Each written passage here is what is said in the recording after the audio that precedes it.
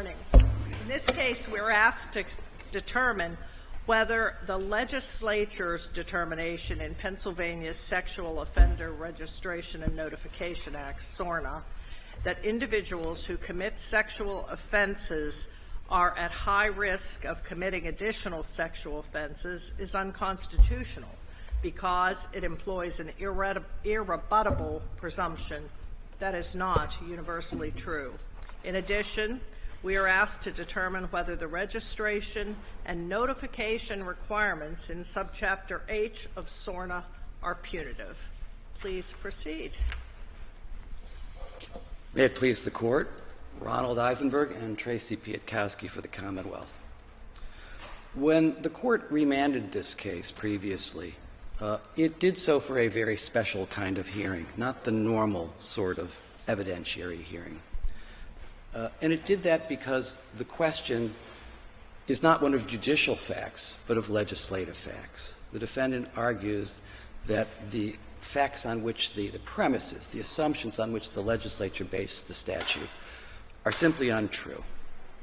And that is a much more difficult task than the normal burden in an evidentiary hearing. This Court made it clear that the burden was a heavy one, quote unquote, that it would be the rare case where such a challenge to legislation could prevail, and that the defendant must show a consensus, quote unquote, that the legislative assumptions are wrong.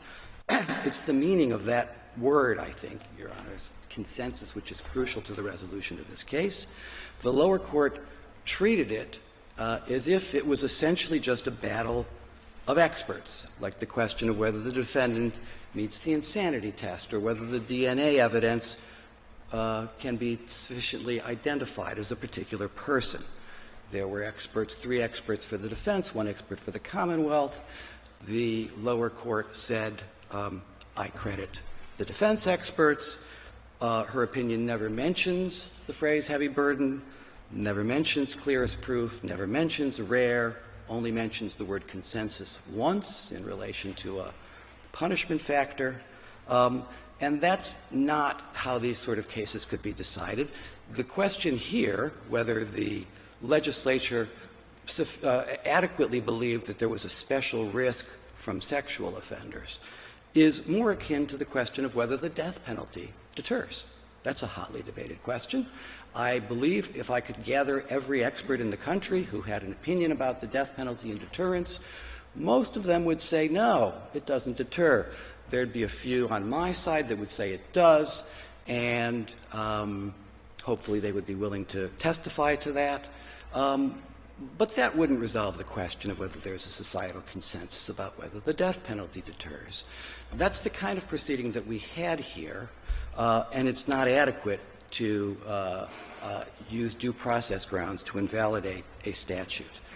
The question that the Court asked for a consensus on was a precise one, not whether convicted sex offenders do or don't recidivate at high rates, whatever high rates might be, or low rates, whatever low might be, but whether they commit sex offenses more than non-sex offenders and therefore warrant special legislation, whether the legislature had a basis for treating them differently than other people. Mr. Eisenberg, could you clarify, when we talk about recidivism here, are we talking about a sex offender repeating a crime of a sex offense or repeating criminal activity? New sex offenses. A robbery. New sex offenses, Your Honor. And we're talking about the legislative assumption that sex offenders, convicted sex offenders, commit those crimes, that there's a higher risk that they will commit new sex offenses. And not compared to other offenders such as a bank robber recidivizing with another bank robber. That's right. The question is the risk of new sex offenses. So there's debate even outside of the realm of sex offenses about recidivism rates. I don't think anybody could truly claim that there's consensus about But you have to be careful that we're not ever comparing apples and oranges when we're talking about recidivism. Certainly not, Your Honor. Many people look at it as, are you going to commit another crime? And Right. that's not what's before us. It's sex offenses. And so the premise of the statute, and we'll get into the purposes, what the legislature wanted to do with this premise, but the premise of the statute is that there's a special risk for sex offenders. Now, the defendant... Counsel, let's clarify that, because the legislature stated what their presumption was in the statute. Sexual offenders pose a high risk of committing additional sexual offenses. In your original brief before this Court, you stated the presumption as sex offenders as a cohort pose a danger to the public due to their high risk of recidivism. So that's what we're talking about. Yes, we certainly... A high risk of recidivism. Isn't that the issue we're probing here? Yes, Your Honor, with some caveats. Number one, what does high mean and who gets to decide? Now, I submit that that is a classically policy-driven question. Well, let's discuss that a little bit. I mean, the record in this case establishes that between conservatively 80 to 95% of sexual offenders will not recidivate. Who would say that that's that was the who would say that 5 to 20% is a quote unquote high risk? I think Isn't that the question? I think 1 out of 5 would be considered quite high by many people. That would be considered a significant danger. And there are many legislative classifications where where perhaps even a smaller risk of any particular individual in the class committing an offense is considered sufficient to impose a restriction. Many people speed. Very few of them actually cause a crash by doing so. Okay, well, let's probe what I think the predicate issue is, which is this irrebuttable presumption. Is it sufficient, and let's start with the lowest number, to create a irrebuttable presumption if only 5% of sexual offenders recidivate? I don't think there's a factual answer to that question, Your Honor. I think that's a policy question. Well, let's probe that too, because that confuses me a little bit. If there's no factual answer to any of these questions, then the legislature has no facts to support its irrebuttable presumption. No, Your Honor. It's a question of what's known, okay? So even the defense says, well, we think it could be 5 to 20% that are recidivating.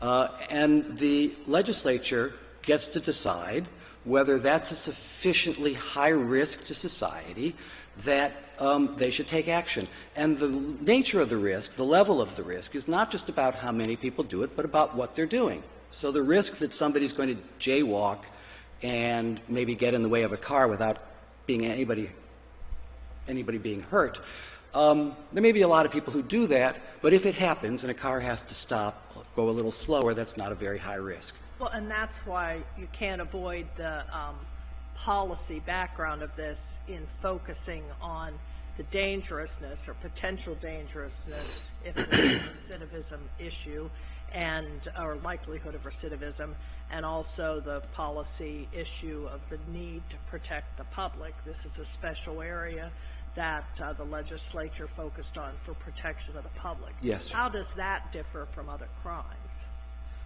It differs because of the nature of the crime. Does the legislature get to decide that sexual offenses are a particular danger to society in a way that most other crimes are not? That's a policy question. The legislature does get to decide that. But let's look beyond a bit at the claims about how many people are recidivate.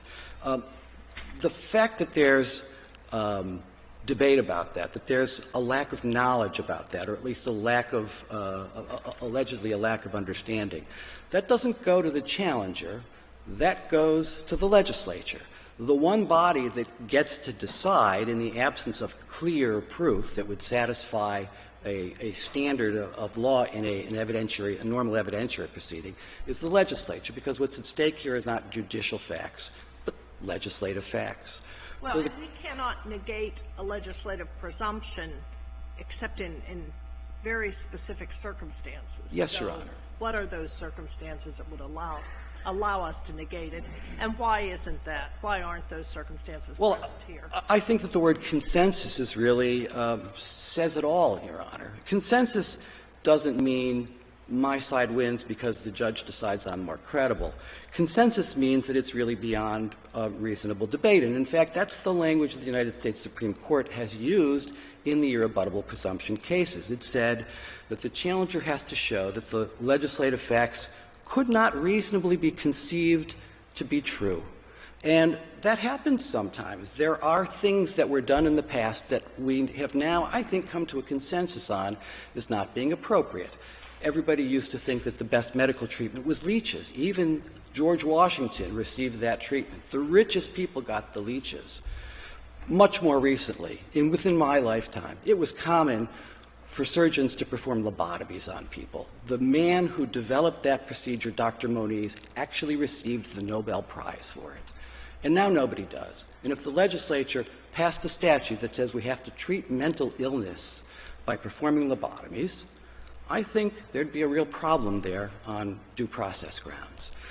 But we have many other controversies in society, some of which are far more capable of truly scientific or data-driven resolution than this one, that are still quite controversial. The effect of masking, vaccines. There is science all over the place. There are a lot of scientists, maybe a majority, who would take one side or the other. There are people who thought there was a consensus on this 2 years ago who don't now. The question is, which are we closer to, leeches and lobotomies or masking and vaccines? And I think it's the latter, because a consensus, as I say, means that the legislature couldn't reasonably have conceived it to be true that sex offenders present a special risk. Now, sex offenders, the statute doesn't say sex offenders present a special risk. It says sex offenders present a high risk. Yes. There could be other high-risk recidivism things, too. It's just the General Assembly hasn't acted on those. And the legislature gets to decide which of those. The General Assembly didn't say these are the highest risk. They said they're a high risk. So if I was to summarize your response to the Chief's question, it would be pretty much the General Assembly and the governor, because it is both branches, the executive and the legislature, that we would be overriding. The legislature, the General Assembly, and the governor would have had to engage in a flat earth society moment for us to do it. Essentially, Your Honor. And as I say, I think that there have been consensuses reached, paradigm shifts, even since the discovery that the world is not flat, much more recently than that. And so it's not out of bounds. But when it happens, you're probably going to know it. When you look at it, you're probably going to know So it has to be an irrational presumption? Yes, could not reasonably be conceived to be true. Now, the argument here is certainly not that there's no recidivism, not that there's no risk. The argument here is that 80 to 90%, that is 10 to 20% recommitting, that's not a significant risk. That's not very high. And as I say, that should be a legislative judgment, especially when considered what the basis for the claim is. And the basis for the claim is, well, we've measured the people who get rearrested. That's the basis for all of the claims about the level of recidivism. That's who we know. And from a criminal justice point of view, that's we can obviously only prosecute the people who get arrested. But the legislature could decide that they don't want to confine themselves to that class of people.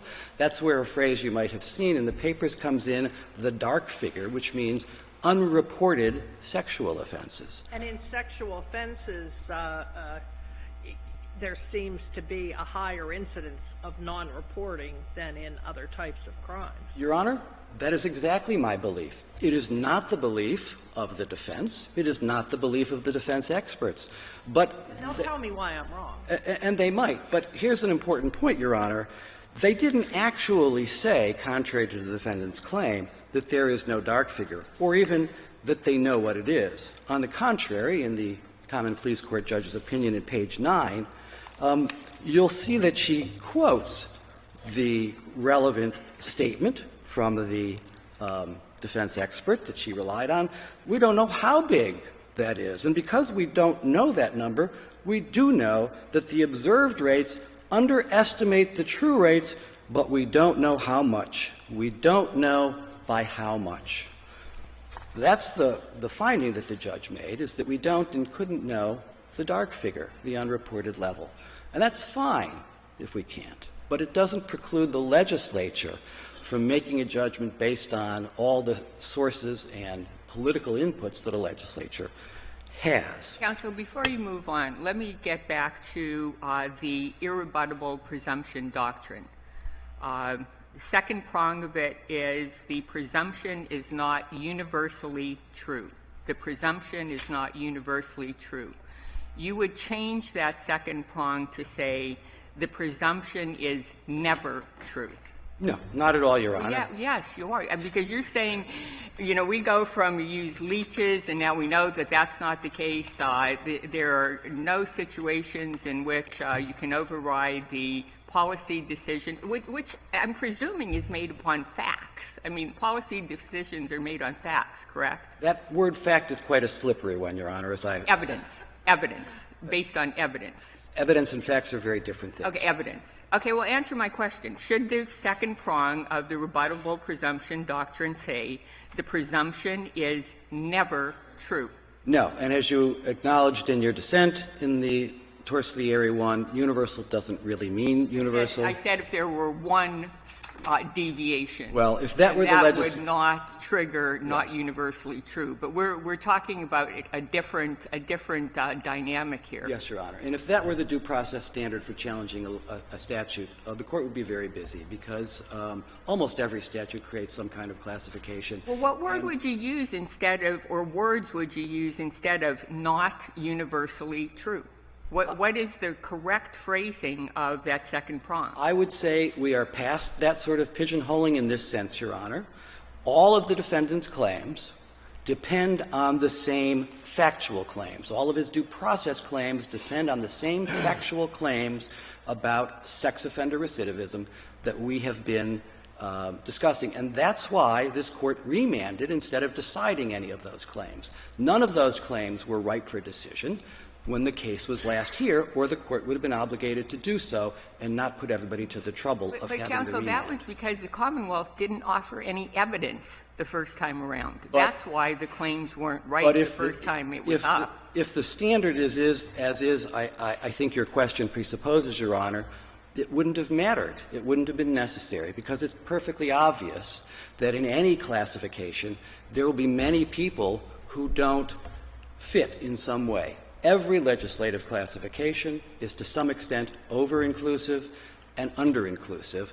That's why it's legislation. That's how it works. There is no other way to do it. And I'd like to... You may be right, counsel, but I'm struggling for writing an opinion that deals with this issue. And if we just regurgitated the words that you made from your podium today, we could not rely on the irrebuttable presumption doctrine as it's currently stated, because we could not say that the second prong is the presumption is not universally true. So tell me how we should rephrase that. I'm just asking the Court to apply the standards that it set forth in the previous case, the Court standards, which were to prove a consensus. That's why I've been discussing that concept, because it's what the Court, I think, properly demanded based on the United States Supreme Court precedent in order to prove an irrebuttable presumption. Well, it's counsel, not I'm looking at our precedent, Clayton, the PennDOT versus Clayton, 1996, which essentially was based on the presumption that if you have one epileptic seizure when you're driving, you were going to have another epileptic seizure. And this Court said, no, you can't do that. And that is not universally true. And we struck it down as unconstitutional. So what are we going to do that's different in this case? I'm sorry, Your Honor. And there was no contention of that claim. There was no one on the other side saying, oh, no, they all are, or most are, or even many are, a danger because of the one epileptic seizure. The argument was simply, it doesn't matter, we get to do it anyway. And the Court said that as a class that's not true. I'm sure we'll get to it at some point anyway. I think J.B. is another example. What happened in J.B.? The Court didn't decide that because there may be some juveniles, the rare juvenile, a few, whatever, that the classification was unconstitutional. There was a concession, a lack of opposition to the idea that in general, juveniles are different than adults. And the Court relied on that, and importantly, said the Court, it relied on a whole series of cases from the United States Supreme Court that also explicitly embodied the idea of consensus. We don't have that here. We have something very different. We have cases from the United States Supreme Court that say exactly the opposite, that there's evidence that there is a special risk of recidivism among sex offenders. In the Smith case, Smith versus Doe, and again in the Kebido case, the Court acknowledged in that case that there's evidence on the other side too, but that the legislature gets to choose in that contest. Here, the recidivism rate depends in significant measure on the idea of the dark figure, on how much is unreported. As I've said, the defense evidence didn't prove that that figure was non-existent or even low, whatever. Counsel, on that means. point, the defense didn't try to prove to the contrary. They agreed that there is a dark number. Well, but they also suggested, and I mean, tell me why this is right or wrong, that there's no reason to believe that statistically that dark number would be any less reflective than what the actual reporting is, which is 95% of sexual offenses are committed by first-time perpetrators. So why would the dark number underreported be different than what the actual reporting is? I think the comparison, as we've discussed, is the risk of recidivism by sex offenders for committing new sexual offenses. And that's as compared to other people committing sexual offenses. And the presumption of the defense argument is, we don't have to care about the level of the unreported figure, whatever it might be, but the legislature gets to care, and the legislature, I would suggest, has cared in other contexts. So the premise is, of the dark figure, that sex crimes are special not just in the nature of the danger, not just in the level of the danger, but in the fact that it is particularly harder to report them than it is for many other classes of crimes. Murders leave bodies, shootings leave bullets, burglaries leave broken windows or doors. Sex offenses are usually committed in private, and the legislature could understandably believe that it is harder to come forth and report those. That's actually the basis for all the new statutes of limitations that have been extended by the legislature, say, for child sex abuse. There's a presumption about child sex abuse and the difficulty of reporting it, the dark figure of child sex abuse that led to those statutes of limitations. And if this statute is unconstitutional because the legislature doesn't get to presume that there's a special risk of unreported sexual offenses, then those statutes are unconstitutional as well. And there are significant studies that have not been challenged over the years about underreporting, particularly in child sex offenses. Yes, Your Honor. And no doubt that these are matters of strong debate in society, just as the deterrence level of the death penalty. But the strength of those debates, I would suggest, is inversely related to the strength of a consensus showing. The reason there's a strong debate is precisely because there isn't a consensus. Mr. Eisenberg, if I'm off on a tangent here, tell me, but one of the things I'm somewhat concerned about is that when we look at rates of recidivism and projecting the level of recidivism among sex offenders, it seems to me that those rates must vary pretty significantly based on the age of a sex offender. If a sex offender is convicted at age 22, his or her likelihood of recidivism must be higher than a sex offender that is arrested and convicted at age 75. Yes, Your Honor. And perhaps another way of putting it at that point is that the longer period you look, the more likely you are to find new, at least arrests for sex offenses, for discovered sex offenses. The shorter time you look, of course, the lower the recidivism rate's going to be. The defense experts were all over in terms of the studies they did, and it's about the length of time that they looked at. And also just the significant factors of the age of the individual. I mean, a person in his 70s is not the same as a person in his 20s. Absolutely, Your Honor. But again, there's a question of a special category here. In other words, was the legislature rationally permitted to believe that the falling off rate for sex offenses might be less than it is for other crimes? You take What some. would they base that belief on?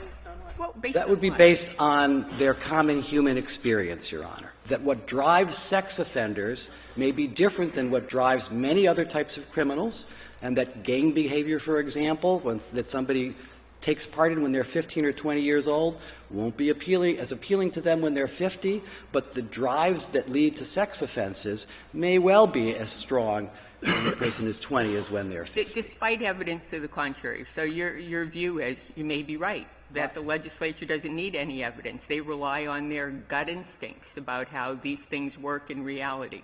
The legislature always has to do that, Your Honor. And there's Do they have to rely on evidence? Does there have to be evidence to support a presumption that the legislature draws? If the answer to that is no, then we're done. There's always evidence, Your Honor. What there has to be is a consensus that the premises that the legislature relied on couldn't reasonably be conceived to be true. Of course there's evidence to the contrary. Well, and then the more specific question in a case like this is, does Mr. Toslieri meet the burden of proving, is it his burden to prove that the presumption was irrational?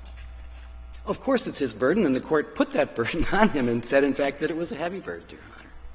Now, there is a second question in this case. I've addressed due process because it's certainly the threshold question, but there's the question of punitiveness, of course, which the Court has visited many times before. But I'd like to say that there's a difference here than there has been previously. In past cases, this was a really important question because of the ex post facto clause. In past cases, if the statute was found to be punitive, then it was certainly unconstitutional because it applied retroactively. Here we have a statute, subchapter H, that doesn't increase penalties on people retroactively, and therefore there's no ex post facto clause issue in this case. None is raised, none could be raised. So what I'd like to suggest is that the easiest way to resolve the punitiveness question in this case is not by going through the many Mendoza-Martinez factors, although I'll be happy to do that, but to go directly to the substantive constitutional claims that are based on the premise of punitiveness. Punitiveness in and of itself is not a constitutional error. The first of those, Your Honor, is the Aileen claim. The defense says that the type and date of the offense are necessary to classify it, to know whether it falls under subchapter H, and that a jury had to find that fact. And the simple answer to that, Your Honor, is that the same is true for any statute. Every statute, criminal statute, has an effective date, and the defendant, it can't be applied to a defendant whose crime occurred before the effective date. We always have to decide that, essentially in every case, which criminal statute applies based on the date of offense. The same is true for the statute of limitations applicable to that offense. Juries do not decide that question, Your Honor. That is not a jury fact. It's not an element of the crime. No Aileen problem. The next claim is separation of powers. The defense claim is that only judges can make any of the factual decisions that affect the quote-unquote sentence imposed by subchapter H. But in fact, that's what happens with all sentences. This statute here in section 23 of subchapter H says that the court shall classify the offense at the time of sentencing. It's the court that does that at the time of sentencing. And that at the time of sentencing, the court shall require the individual, this is section 19, to immediately report to the Office of Probation and Parole serving that county to register. That's how sentences often work. What happens after that? The defendant goes off to prison, and what does the Department of Corrections do during the course of his time there? The Department of Corrections decides, given the sentence that's been imposed by the judge, whether it's been served. They have a whole unit that does sentence calculations. What day is today? How many days has he been in? What does he get credit for? All of those decisions are made by an administrative agency, all subject to judicial review, just as any of the determinations made by the Pennsylvania State Police in relation to Megan's Law. All of those things can be appealed and often are appealed to Commonwealth Court. There's no separation of powers issue in that, and in fact, the Court has long held that, going back to the case of Young versus Board of Pardons in 1979. The Court quotes exactly the same language that the defendant does in his brief from Sutley about sentencing being judicial function. No fragment of the sentence can be decided by anybody other than the judge, and the Court dismisses those arguments for separation of powers purposes. The only other claim based on punitiveness is that lifetime registration under subchapter H is cruel and unusual punishment. First of all, most of the registrants under subchapter H aren't serving life. Life registrants under subchapter H are only about 15% of the people on the Pennsylvania registry. But more important, the argument has been all along, for punitiveness purposes, that life registration is akin to life probation or parole. Life probation and parole are not cruel and unusual punishment. And life registration is no more cruel and unusual punishment than lifetime on parole. I'm sure the defendant will try to make distinctions between the two. Many of those distinctions, in reality, cut the other way in ways that make a lifetime on parole more restrictive than lifetime registration. Now, I said I would touch briefly on the factors, the Mendoza factors, although I don't think that they need to be dispositive. There are many of them, and really the process can be simplified by going directly to the defendant's substantive claims, which are far different here, as I said, because there is an ex post facto issue. But it is worth noting that this Court has, in case after case, addressed concern with two particular aspects of the registration scheme: lifetime registration and the absence of any removal provision, and also the in-person reporting. Those are exactly the concerns that the legislature addressed. Those are the differences between subchapter H and the prior law. In the prior law, lifetime registration required, 25-year registration required, I believe, 100 in-person visits. Now, after 3 years, those visits can be done telephonically, so that the number for Tier 1, the lowest tier, is, I think, 28 visits, as compared under subchapter I, which this Court approved in Lacombe, of 25 visits over 25 years. So almost the same in terms of in-person visits to what the Court approved of in Lacombe. And the registration, the removal provision after 25 years is also new. Now, the defendant says we can't report telephonically because the department doesn't have a telephone system. Number one, I've been advised by the department that that system will be published as required in the Pennsylvania Bulletin perhaps within the next week to month, and then will be operational. Number two, what I think that fact demonstrates is that the statute has to be based on its terms, not on how it's applied. If somebody had wanted to sue the department to mandamus them to put the telephone system into operation earlier, they could have, but it's not a basis for finding that the statute is unconstitutional on its face, as they claim. And the removal provision, which the defendant says doesn't really count, and his expert says, no, doesn't really work. Well, again, it was their burden, as the Court said, specifically by clearest proof to show that, and they didn't. The 25-year provision puts lifetime registrants potentially in the same position as 25-year residents, and therefore addresses the Court's previous concerns. There are, as I said, many factors, but in the end it's a balancing for the Court, and that balancing is not a quantitative one, and I think that those changes are sufficient to distinguish this case from the prior cases and to make it more like Lacombe. But in any case, and I think more importantly, there would be no substantive constitutional errors even if the statute were deemed punitive. Counsel, before you sit down, let me go back to a question I asked you earlier, because I truly am struggling with this. Second prong of the irrebuttable presumption doctrine, as we stated, the presumption is not universally true.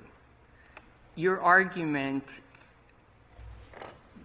you can't win if that is in fact the correct statement of the second prong of the irrebuttable presumption doctrine. I'm going to ask you again. What is the correct measurement of the truth of the presumption that is being made? It's clear, not universally true is not what your argument is, because, I mean, just for the sake of discussion here, as I read your expert, he's not actually quibbling with the fact that 80 to 95% don't recidivate, give or take. Okay, so clearly, if 80 to 95% don't recidivate, then the presumption that they recidivate at a high rate is not true. So what is the measurement? How do we restate this second prong of the irrebuttable presumption doctrine? If the word universal were taken virtually liberty and in isolation from everything else about this Court's and the United States Supreme Court's case law. How about our case law? Then, that's what I said, really this Court's and the United States Supreme Court's case law, then there'd be a problem, but it wouldn't be confined to this statute. It would be a problem for virtually every statute. I'm not sure there's any statute for which it could be said that the legislative classification is universally But what's different in this statute is that it triggers the first prong, because the presumption impacts an interest protected by our Constitution, the right to reputation.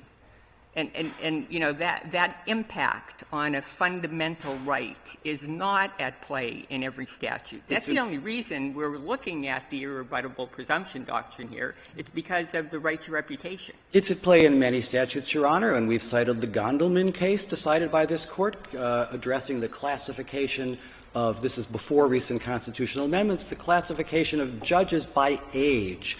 And the statute required judges, or perhaps it was the state constitutional provision, I'm sorry, I don't remember. It was the state constitution, but age discrimination or a classification based on age is not a fundamental right in Pennsylvania. Well, reputation is. Number one, Your Honor, the meaning of the classification, and to argue it exactly as the defendant has argued it here, is that those judges over the age were deemed not mentally fit to perform their functions. And those judges actually argued to this Court, that's degrading that classification. Yeah, but that same argument was made again in Driscoll, and former Chief Justice Saylor wrote the Driscoll opinion and honed in, appropriately so, on the fact that what the judges were arguing did not trigger a fundamental right in Pennsylvania. So here, straight on, we have a fundamental right. One of your arguments that intrigues me more is, and I'd like you to talk about it a little bit, is the potential impact that a ruling in this case will have on those crimes that prohibit convicted defendants of carrying firearms. Yes, Your Honor. Now, that is a fundamental right, and so I'm interested in your read on that. It clearly is a fundamental right of reputation. There's actually, I'm not aware of any right in the Constitution or in Article I of our Constitution to which more words are applied, and was given its own section than the right to bear arms. So if reputation is a quote-unquote fundamental right, it certainly seems that the right to bear arms would be, and therefore all of the defendant's claims in this case would apply to any legislation affecting the right to bear arms, most specifically to legislation that prohibits former convicts from owning guns. Now, the implication, as the defendant would put it, is that all of those former convicts, people who have been convicted, like sex offenders here who have been convicted, are too dangerous to own a gun, when in reality, of course, that supposition is not universally true. There are many people in that class who would not be too dangerous to own a gun. How do you know that? I mean, like, as I said, I mean, I think this argument is an important and impactful argument in terms of the ultimate outcome of this case, because we've not yet had a challenge to one of those statutes that takes away the right to bear arms. And a similar challenge in that context, if this challenge were approved, would be for any challenger to get together his experts, his chosen group of experts, and find the judge who he thought was most likely to rule in his favor. There are 60 judicial districts in this Commonwealth. There are over 400 common pleas judges. Presumably, more than one challenger could go to different places and put on their hearings, and presumably some of those judges will come to directly opposite conclusions. If those conclusions were factual findings that are binding on this court, then the court would be bound both by the factual findings in favor of and the factual findings against, which would be, I think, absurd. That's where we get back to where we started with the word consensus. That's why the court required it. It means something more than what the defendant is claiming here. Mr. Eisenberg, I think we understand your position. Do any of the justices have further questions? All right, let's hear from Mr. Marcus. Thank you.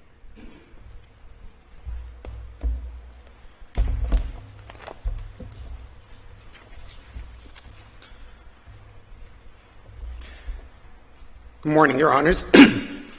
Madam Chief Justice, and may it please the Court. Aaron Marcus from the Defender Association of Philadelphia, along with my colleagues, Marnie Snyder of Counsel, and Emily Mursky from the Delaware County Public Defender's Office on behalf of appellee Mr. Toslieri. Your Honors, SORNA falsely labels Mr. Toslieri and thousands of others like him, convicted of a wide array of crimes, as high-risk sexual dangers, often for the rest of their lives.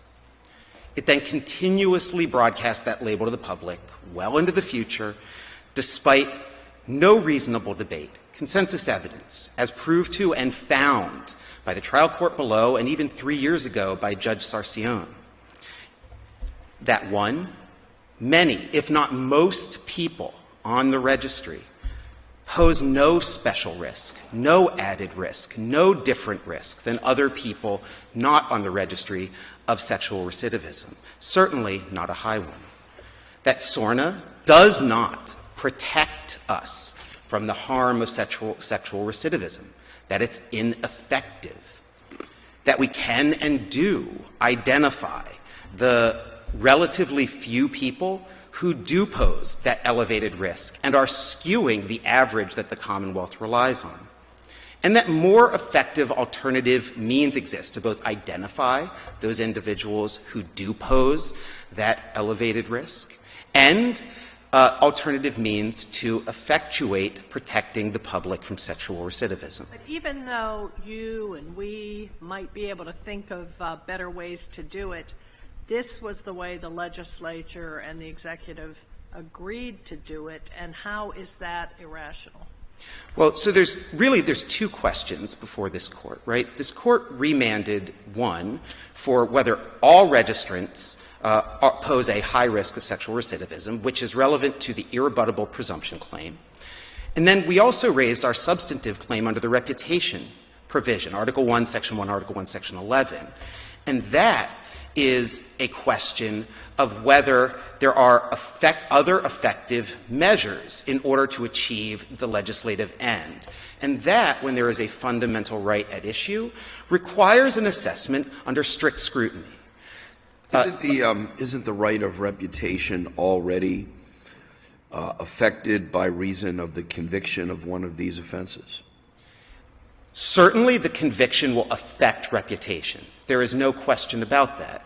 But the message and the declaration that is presented by SORNA is fundamentally different than a record of conviction alone, which was discussed at length, not only at the hearing below, but in multiple expert reports, that there is a difference between the conviction and the effect of the registry's label of a high risk of danger on individuals, particularly things like unemployment, joblessness, houselessness, things like depression and even suicide are affected by the label that a person, not just what they did in the past, but who they are now and into the future. What SORNA says is that individuals on this registry pose not just at the time of the conviction, but now and forever into the future, as long as they are on the registry, a high risk of sexual danger. And if counsel, we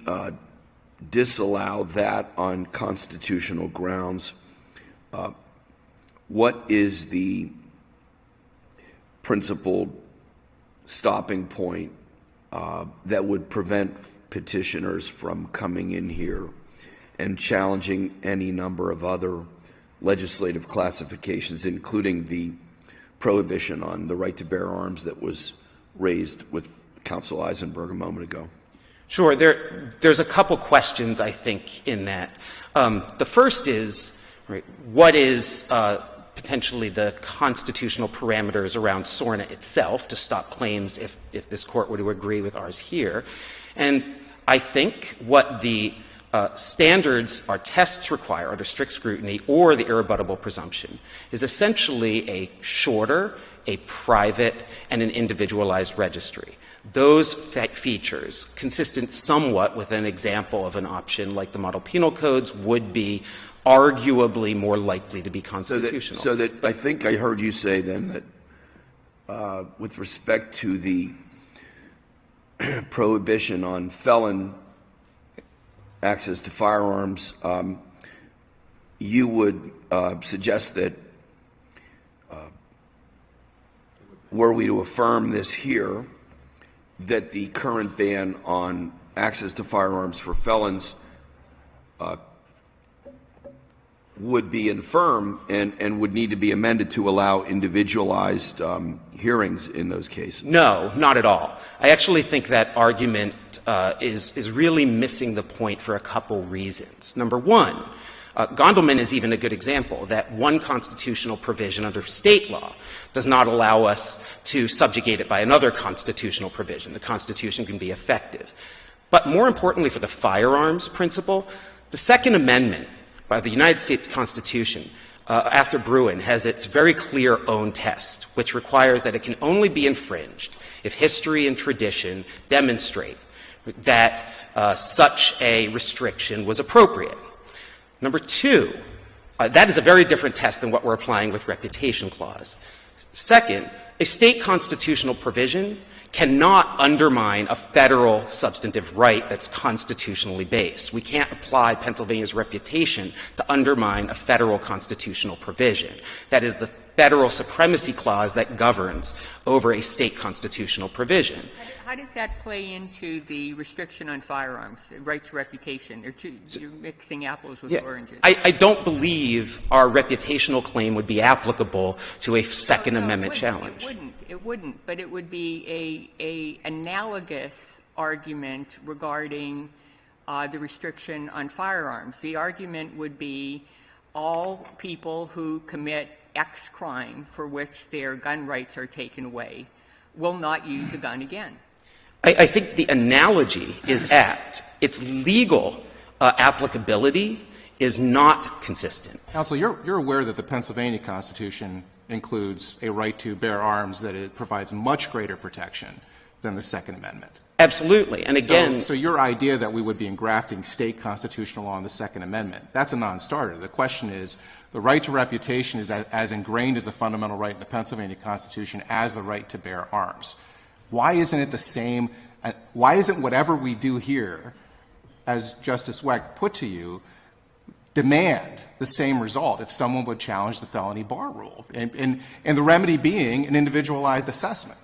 Because it's the same idea that I think this Court discussed in Gondelman, which is that once you have two arguably competing constitutional provisions, one is not allowed to usurp the other. They are going to be different applications and different tests. The irrebuttable presumption doctrine focuses on legislative determinations, not constitutional. The General Assembly made a legislative determination that convicted felons should forfeit their right under Article I, Section 21 of the Pennsylvania Constitution, presumably because of some danger that these felons pose to the possession of a firearm. How is that not challengeable under the framework that you're advocating in this case? The legislation would be subject, I believe, it arguably would be subject to challenge. The difference is whether the constitutional provision and what it protects with an individual's right to bear arms in Pennsylvania is not subject to an irrebuttable presumption challenge. The legislation is, but this Court will need to make a determination at some point, and I am not equipped to make that. I'm still not sure I understand your point. So you have the felony bar statute, and you have SORNA. The argument is SORNA is unconstitutional because it creates an irrebuttable presumption. The argument would be that the felony bar statute is unconstitutional because it creates an irrebuttable presumption. Where am I missing this? So there's only one right at issue in this case, which is the right to reputation. There are two rights at issue in the firearms case under Pennsylvania's Constitution. One of those rights is the right to bear arms as presented and explained by Pennsylvania's Supreme Court, this Court, as being broader. In that respect— What's the other one? What's the other right? I'm sorry? What's the other right? You said there's two rights. Arguably, it would be a right to reputation, too, because once you're branded a felon, you're branded to be potentially dangerous and incapable of exercising your Article I, Section 21 rights. Yes. The legislature is allowed or is capable of making that determination, and it could be subject to a reputational challenge. But this Court must first determine what is within the protected interest. Is the protected interest the right of individuals the right of convicted individuals to possess firearms protected by Pennsylvania's Constitution? If it is not, then and let me step back for a minute. Even under federal application after Bruin, we look at first whether these interests at issue are even protected, right? Is it within the history and tradition to be protected by the Second Amendment? Similarly, I would imagine this Court would look at whether the restriction at issue is protected. But the point that's being probed here, I think, implicates the question of, if you prevail here, where does this process end? Because the General Assembly makes classifications and class-based cohort judgments all the time. And if we're going to get into the line-drawing business, I suppose there are any number of statutes in pardons that touch upon people's reputations. Why is your case special? Well, so several reasons. One, and I'm not going to comment on what proof there may be about reputational impairments about felon in possession statutes. There may be a significant hurdle for individuals to raise actual and factual reputational harm to somebody who is banned because of a prior conviction. There is no, in that case, a similar message that is presented to the public about somebody who necessarily has a prior conviction. They aren't on a registry, for example. Exactly. They are not on a registry, and they are not declared to every single individual who uses that registry of a clear and present danger. So under our Constitution, the question would be regarding the right to bear arms, whether under strict scrutiny there are less intrusive means of handling the issue of purported dangerousness. Yes, and that is especially if we're looking at the substantive, the reputation claim itself, not the irrebuttable presumption claim. Both are— Let me ask you this question. Did your testimony establish a consensus on the issue of whether all sex offenders pose a high risk of reoffending sexually? Yes, absolutely. Did anybody ever say that? This is a consensus. Every single one of our experts said that in both their reports and in testimony. That the issue here is not whether there is an average at the time of conviction. The issue is whether all people who are subject to this presumption pose a high risk of sexual recidivism. And the graph on page 18 and Carl Hansen's testimony, which was accepted by the court. J.J. Prescott testified, as well as all of his expert evidence that was admitted into evidence as his testimony in his the appendix to his expert report, was not rebutted. The reality is that the overwhelming majority of people on the registry pose no different risk than anyone else not on the registry. Assuming that's true, what is the principled standard that we articulate to give our imprimatur to a consensus? I mean, when Galileo spoke, he spoke against the consensus. I think he had some bad consequences for that. And I guess I'm interested in hearing from you what we tell the public and put into the law of Pennsylvania as to when scientific or evidentiary standards rise so high that we pronounce them the consensus, and whether we, in doing so, put ourselves at risk of waking up the next day and finding out that it's not the consensus. Well, so what I think is the right approach is the no reasonable debate. That doesn't mean not any debate. It means no reasonable debate. And that is true here. We're not in the lobotomy and leeches versus masking scenario. A consensus is more in line, Justice Wecht, with, frankly, sort of human-caused climate change. Would be a reasonable argument that if evidence were presented, it is possible that would be proven by consensus. I don't know if it is or is not. I'm not presenting evidence on that. But that is more in the field in which the experts in that community, who work in that area, who study in that area, who write in that area, and publish in that area, if they all overwhelmingly have an agreement as to a particular outcome, and the only opposition to that is either one or two persons' opinion or an outlier piece, a single outlier study that is not accepted as representative, then that's going to be consensus. And that's what we have here. We have study after study by numerous experts, numerous people working in these fields, coming to the same conclusions over and over again, which are accepted across the various disciplines involved in researching sex offense recidivism, in researching registries and notification. All of those people doing that work have agreed. Professor Letourneau said, I can't think of one person who's doing work in this field who disagrees with that position. Well, but I'm trying to understand too, because I think this court overriding the General Assembly and the governor and coming up with some standard that can establish when we will even entertain that is a monumental challenge. And I'm trying to understand this idea that we're not sticking to what the text that the General Assembly wrote was. All the General Assembly wrote was that these particular offenders have a high risk of recidivism. They didn't say the highest. They didn't even define what high was. It seems to me that, I think whether something is at high risk of recidivism depends on what the crime is, and also is an evaluation not of whether an offender actually does recidivate, but whether they're at high risk to recidivate, much like an alcoholic is at risk of having a drink. But not all of them do. But that doesn't mean they weren't at risk for it. So the idea that you're analyzing statistics of how many sex offenders recidivate isn't really what the General Assembly was saying. The General Assembly wasn't saying all of these offenders recidivate. They said they all have a high risk of recidivating.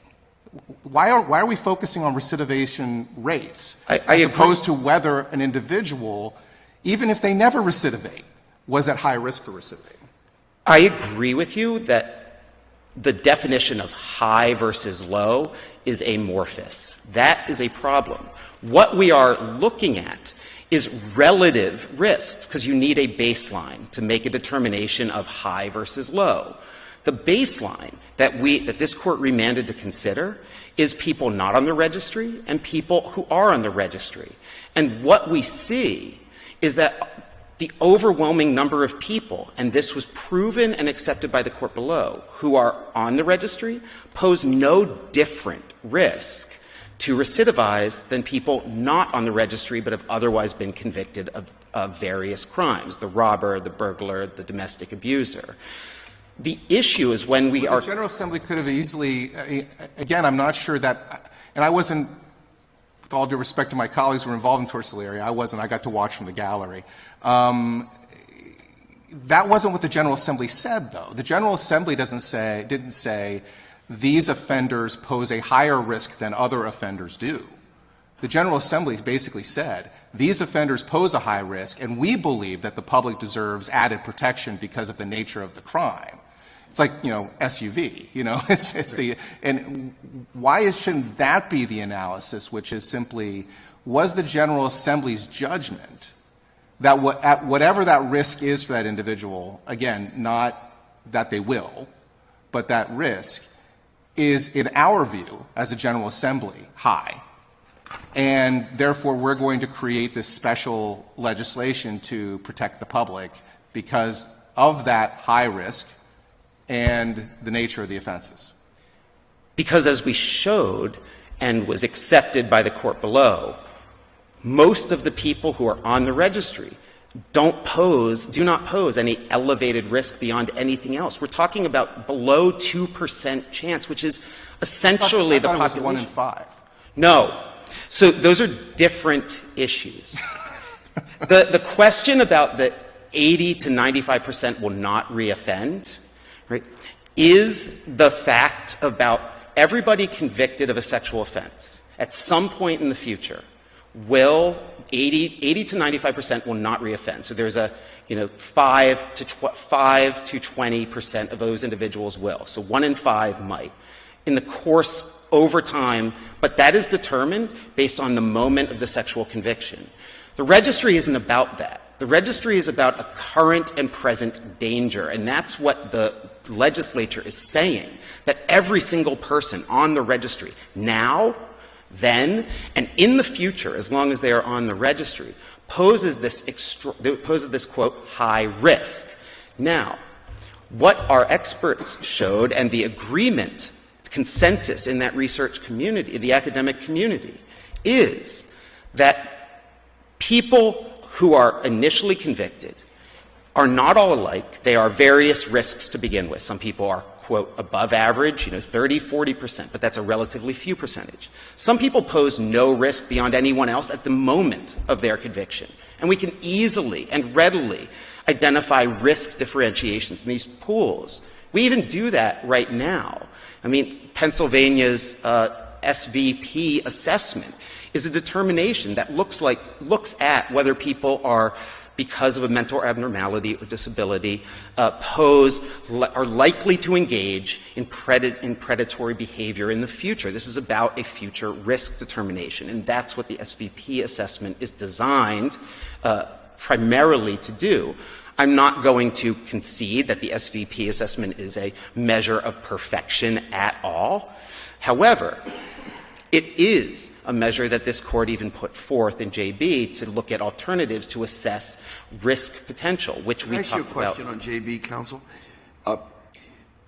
Why should this court continue invoking this irrebuttable presumption doctrine at all, given that SCOTUS hasn't done so since the 1970s, so far as I can tell? Is this sort of akin to our continuation of Lochner, even though SCOTUS has abandoned Lochner many decades ago? Why are we why are we using the irrebuttable presumption doctrine invented by SCOTUS when SCOTUS itself abandoned it? And why aren't we just using equal protection and procedural due process and appropriate classifications under those doctrines? Well, I would submit that there was a reason why we presented to this court as the first issue in our briefing the substantive claim, which has a wide and long history of acceptance both in this court and the U.S. Supreme Court when strict scrutiny is applicable to fundamental rights.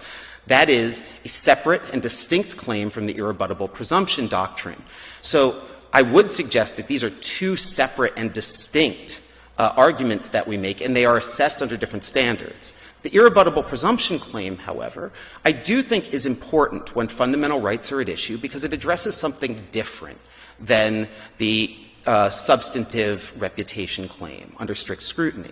While both assess the question of when and whether the legislature can make over-inclusive judgments, the irrebuttable presumption looks exclusively at that initial determination of class and whether the people within that classification are representative of the presumption at issue. Plain and simple. It doesn't have a question of effectiveness. It doesn't look for narrowly tailoring on other effectiveness issues. It's purely this legislative determination of how broadly it may define a class.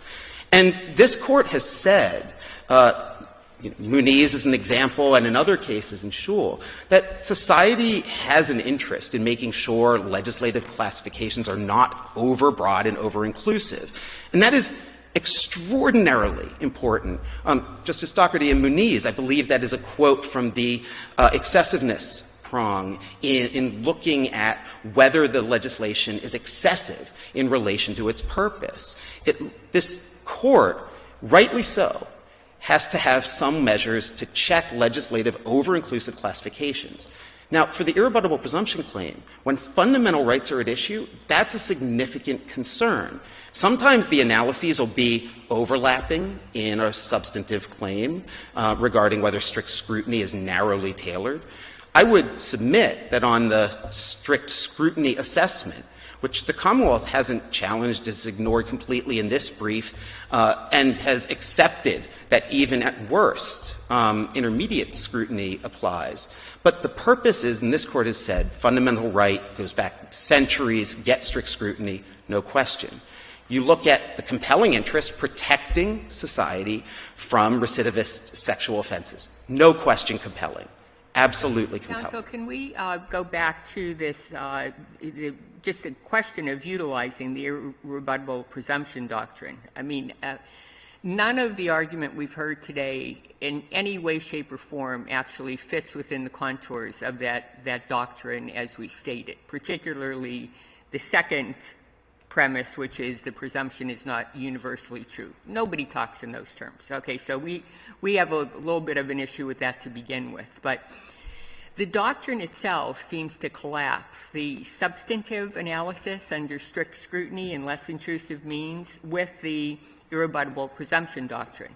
Because as you read the irrebuttable presumption doctrine, you don't get to the existence of a reasonable alternative unless you found that the presumption is not universally true.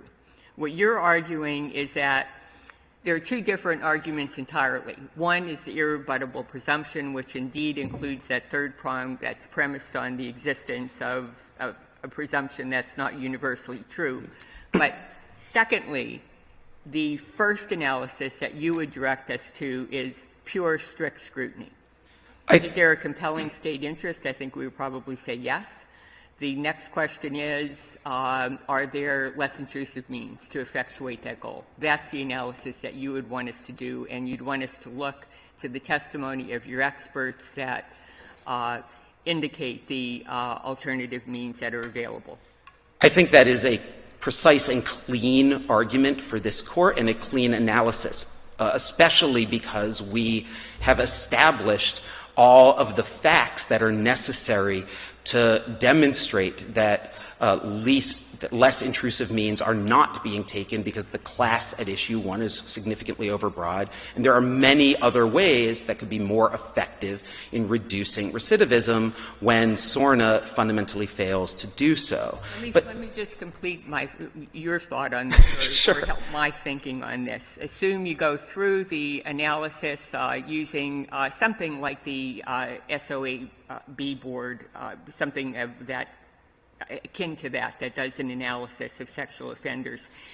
If they are found to be an individual who is likely to recidivate, then they would go on a registry. You don't have a problem with that. If they are found to be likely to recidivate going through this process, then the registry is okay with you. It depends on the form and function of the registry. As I said, like the current version of the registry, number one, so if they were found likely to recidivate, right, at the time of the initial assessment, is a 25-year or lifetime registry appropriate or constitutionally sound? The evidence is very well established in the record here that there is no basis to include individuals who have not reoffended on the registry for 25 years or how life. about those individuals who haven't committed a sex crime? I mean, certainly that would also be a problem. Yeah. Well, do we get to that in this case or not? I mean, we addressed it in Muniz, and then the legislature took out some of the non-sexually based offenses that were included, but we still include kidnapping and interference with the custody of a child, which are not sex-based crimes. Is that in this case or not? I mean, it is in this case. But how? Because Well, your client's not convicted sure, of either any of those things.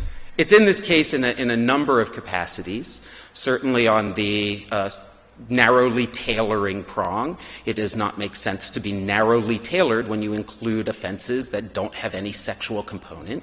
Number two, right, it's applicable in the Mendoza-Martinez assessment where we looked at it before.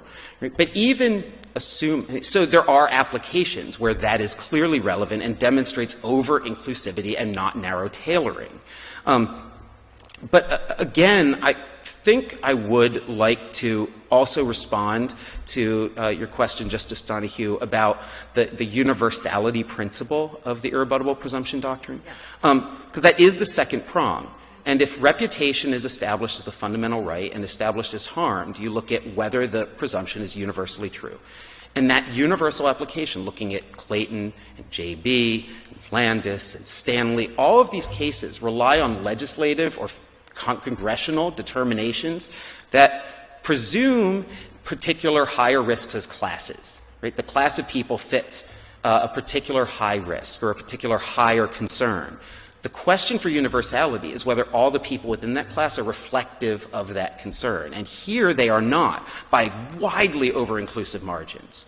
Most of the people at any point on the registry do not reflect any elevated risk of recidivism from anyone else who has ever been convicted of a crime. They are not high risk. Those determinations are 2% or under. But that's based on statistics of how many recidivate, which is a different question from at what risk are they of recidivating. So it's a question of what risk versus, and you always have to determine risk based on observed result. That is always going to be the case. That's how. Well, that's what we're arguing in a court of law, but that may not be how the General Assembly saw it. I mean, that's the only empirical way to assess risk. And what we've shown is that most, if not many, if not most of the people on the registry at any one time pose a 2% risk or under of committing a future offense. How do we wade into empirical assessments of risk here and avoid doing it in other cases? Or put differently, if the argument here in part is that this impairs the right to reputation, then how does that argument not extend to this ban on felon possession of firearms impairs the right to bear arms, or this incarceration impairs the right to liberty, or this custody decision impairs the right to raise one's children?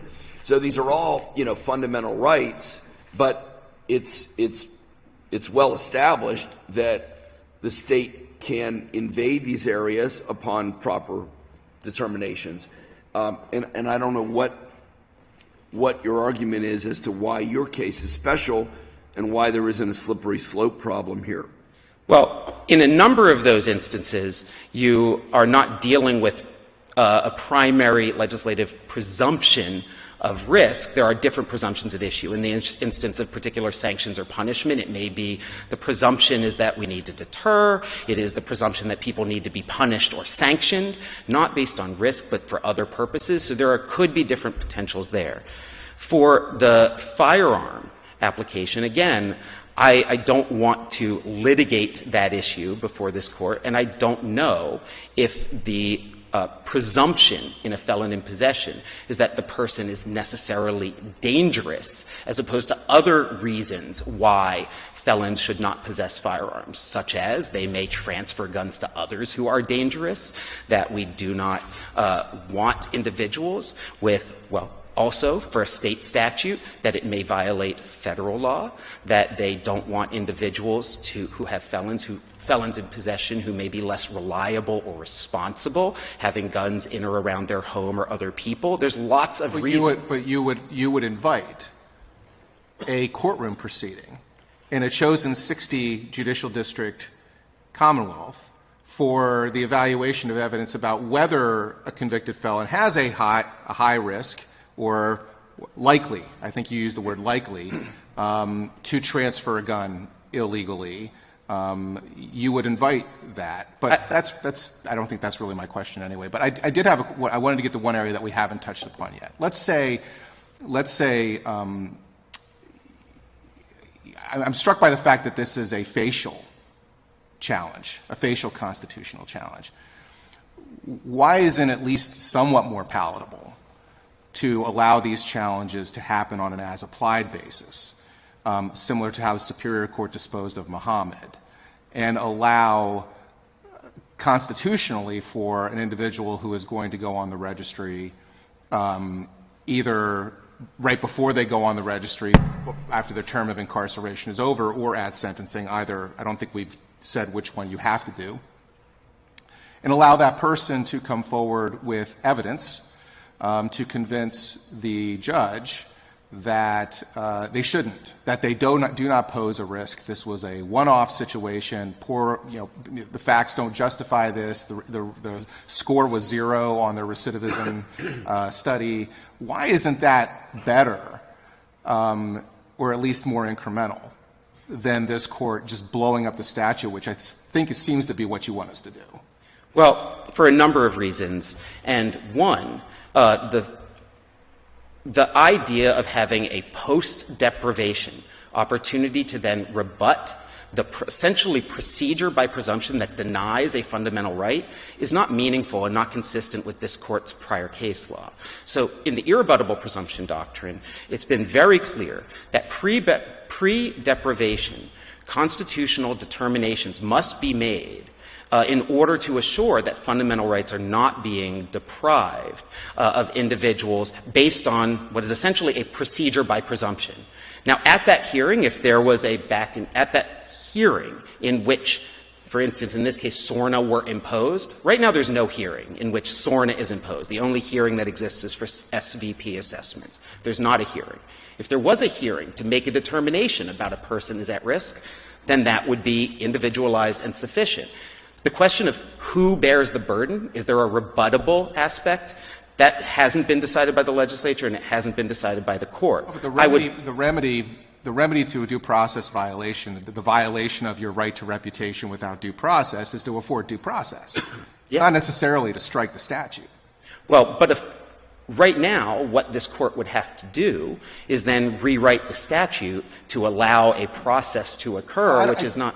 Respectfully, I disagree with you. I think we have seen in cases that this court has issued dealing with the right to employment in care facilities, where the Commonwealth Court now will give a hearing to someone who has barred from being employed by these care facilities when the statute says that they are barred, to give them an opportunity to prove that they are not at risk and can have employment. You know, the fundamental right to pursue your employment is a fundamental right in the Pennsylvania Constitution. So, in order to deny the fundamental right initially, Right? Having a hearing where that issue is in play would need to be provided individualized. I think that is what this Court's... Which is what happened in Muhammad. Yes. In Muhammad. Yeah. Well, but there is a difference between the Muhammad application, which doesn't provide you an opportunity to present it at the initial determination and forever, and also, more importantly, it's not meaningful in any way, Justice Brobson. The run as a civil matter, there's no right to counsel to SORNA determinations at all. That subsequent, whether a person does not pose a risk 1, 2, 3 years, no right to counsel. It is incredibly difficult and expensive to make those determinations. It is not a meaningful assessment. For instance, the 25-year registry provision that allows for removal under SORNA says expressly that that the individual has to prove that they are no longer a risk. That proof requires expert evidence. It probably requires counsel. That is not meaningful in any real way when you have a fundamental right at issue. If it happened at the time of a hearing, I'm sorry, Your Honor. Sorry. Let's assume that's onerous. Let's assume, for the sake of argument, that any one of us or group of us might find it silly or unreasonable or heavy-handed or unwise, et cetera. Why isn't it the case that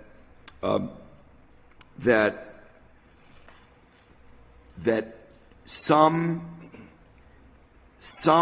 impairment of the unvarnished right to reputation is a collateral consequence of the underlying criminal conviction, which was established by proof beyond a reasonable doubt? Why is the legislature not allowed to take into account in creating this policy, which may be unwise, but it gets to do it, I suppose? Why are they not allowed to regard some damage to that previously unvarnished reputation riding along with the criminal conviction of this crime they've judged heinous? Well, I think they are. It's just a question of what it is they impose based on that. So doesn't that impact the level of scrutiny that's applied? I mean, you aren't dealing with someone with a sterling reputation to begin with. I mean, an argument can be made under those circumstances that strict scrutiny may not be the appropriate level of inquiry in terms of the means selected. I don't believe that's right. I think regardless of where a person's reputation precedes that determination, whatever that level of reputation is in the community, that's fundamentally distinct from whether the legislative determination has an impact beyond what previously occurred on that reputational consideration. If it does impact reputation in any significant or material way, which is established here by our record evidence and the court below, that the determination that the person is high risk and placement on the registry and the labeling of danger does very clearly affect reputation beyond the conviction. And once you've identified that, strict scrutiny is a necessary application, because that is where the fundamental right is being impaired by the legislative determination. So all that would need to be established then is that there is a negative impact on reputation as a result of the legislative scheme, and then you apply strict scrutiny. That would be your primary analysis. Yes, Your Honor, and I think that's accurate. Mr. Marcus, I think we understand your argument. Do the justices have any further questions? Thank you both. Very well argued. Good argument, really. Both sides. Thank you. Mr. Minner, we're going to take a 10-minute break.